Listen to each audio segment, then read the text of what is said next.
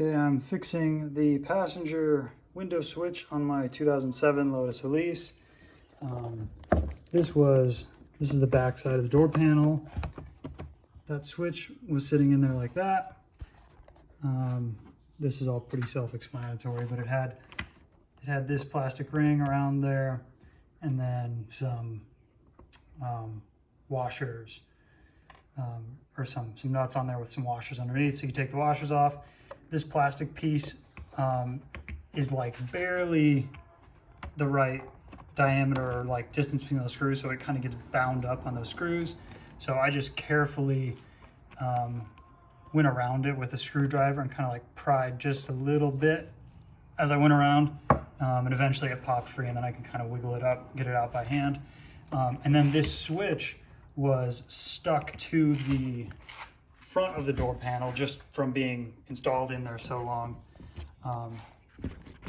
So that was like that. So that I just pushed on from the back and it popped right out. But there's no, you might think that there's fasteners on it. There's no fasteners holding that in.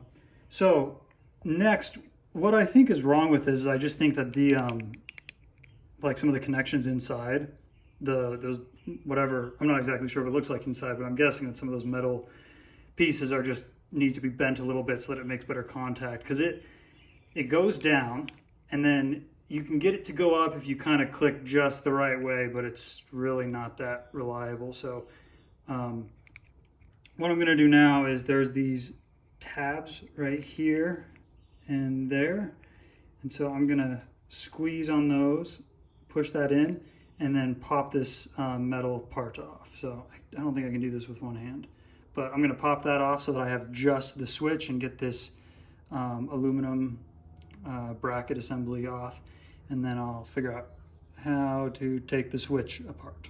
Okay, so I realized you don't need to take the aluminum housing off to really get the switch apart, and it actually helps to leave it on there, because getting this piece off is a huge pain. So first, it's important to note how this goes in. So there's kind of that vertical, or the horizontal pin is matched up with the white dot. So just make note of that. But to get this off, there's no way I can do this with only one hand. It's hard enough with two. Okay, so this part sits down flush in there, and there's these tabs there, and then there's two on the other side. That my initial thought was to take this little screwdriver and push them in there, and then you can kind of get another little screwdriver in between this crack here and like twist to pop it up a little bit, and that was not working, because these little tabs are actually, they're not tabs on here, they're just plastic molded onto that piece. So in order to get this off, you actually, see, Lotus was smart. They put this cutout here. So you jam a screwdriver down here, and that will put your screwdriver, I'll move this out of the way, it'll put that screwdriver basically right there. And then if you twist or pull a little bit, it actually pulls this plastic housing out, which allows, so if this plastic housing is pulled out, then it allows that little ledge to clear. So you pull it out, pop that one off, and then you got to kind of, and I messed this up a couple times, you have to keep this end from falling back down as you're working on the other side. And so 0.025 welding wire actually was almost the perfect diameter to kind of jam in that gap so that it wouldn't fall back down while I pop the other one out. Once you have two sides out, then this will kind of pop out like this, and then the other two are like super easy to get to because this thing's all is partially out, so you have a lot more wiggle room. But that's this piece out, and now I'm going to try to see if there's anything obvious on this switch that I need to like bend or something to get it to work. Okay, smarter. Now I think I know what's going on, or what has to be going on. So first of all, the way that this works is inside of the switch, when you click on the switch, you can see one of these brown pieces is installed in the switch, and the other one goes right there. So what happens is, let's see if I can do this with one hand.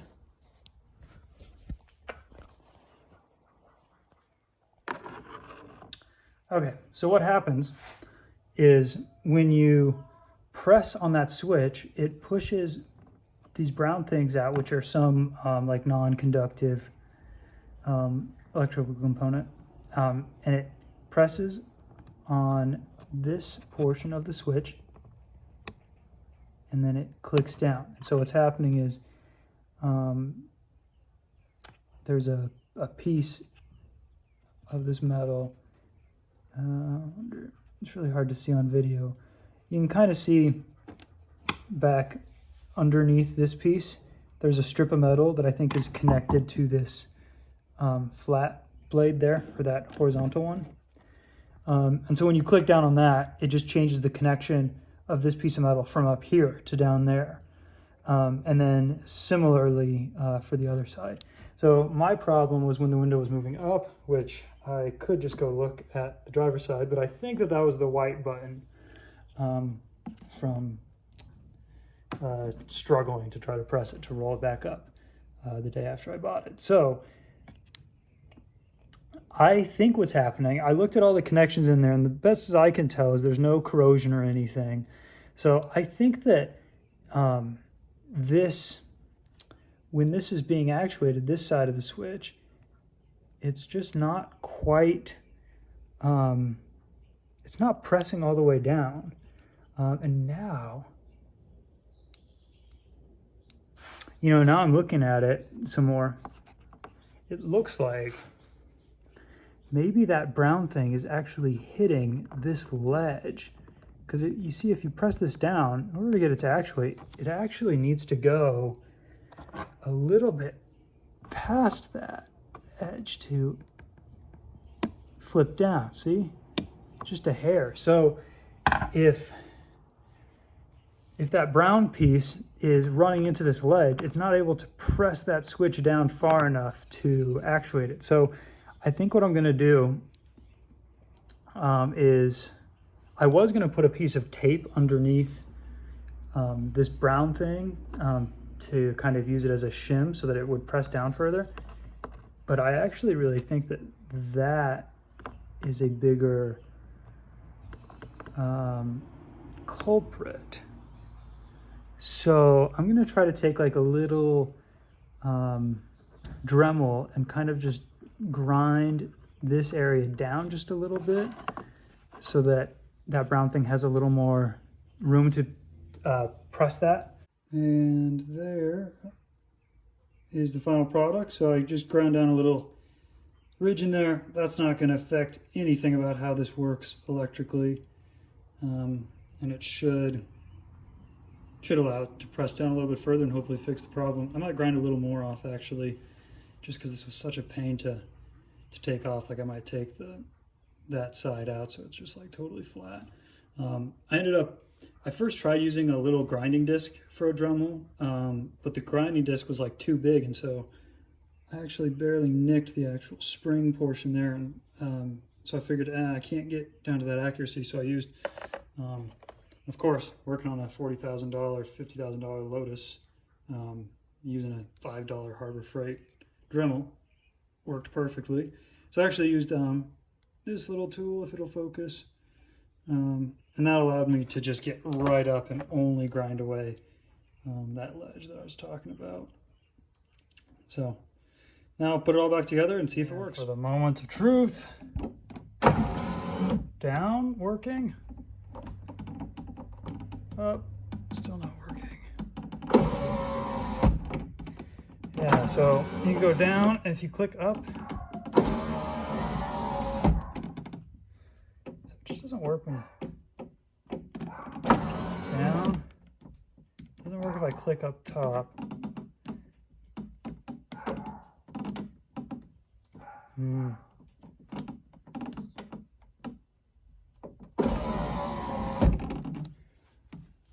Well, I didn't put the shim in the back, so I guess I'll take it apart and try adding that little shim so that it presses up further. Okay, lots of changes here. So upon looking at it further, I actually decided to add just a little bit of solder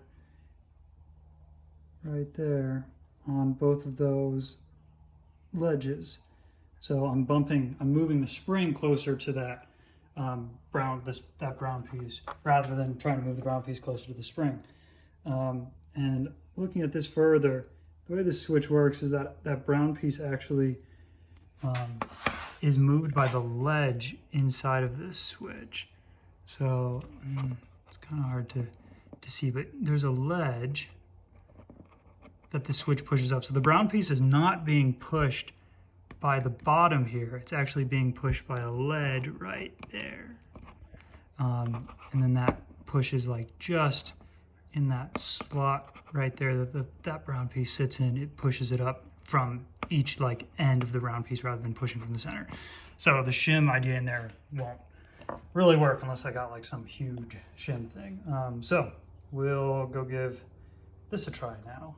Try that side. Okay, so this time I realized you don't have to put the door panel, you don't have to put the switch back on the door panel and then put it on, you just put the switch on. So moment of truth, goes down and up, down. I can like just barely press it, goes back up. So it was that little bit of solder just added just enough so that the switch presses it. And I'm guessing, you know, this is a 2007 Elise with 55,000 miles. I'm guessing that spring in there just wore out and it's not pressing quite as far as it used to. So it needs just a little bit extra, but there we go.